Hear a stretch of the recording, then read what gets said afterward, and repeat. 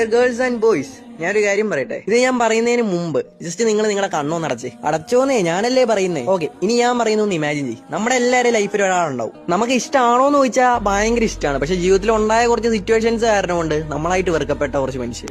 Okay, ഇപ്പൊ ഞാൻ പറഞ്ഞ പോലത്തെ ഒരാളുടെ ഫേസ് നിങ്ങളുടെ മൈൻഡിൽ വന്നിട്ടുണ്ടാവും അല്ലെ. ഇനി ഞാൻ പറയുന്ന ഒന്ന് ഇമാജിൻ ചെയ്തേ. ഇപ്പൊ നിങ്ങളുടെ ഫോണിട്ട് ഒരു കോൾ വന്നു, നിങ്ങൾ ആ കോൾ എടുത്ത് സംസാരിച്ചു. അപ്പൊ അത് പറയുന്നത് നിങ്ങൾക്ക് ഇഷ്ടമുള്ള ആളില്ലേ, നിങ്ങൾ പറയാതെ വെച്ച അയാൾ മരിച്ചു എന്നാ. ഇപ്പൊ നിങ്ങൾ എന്ത് ചെയ്യും?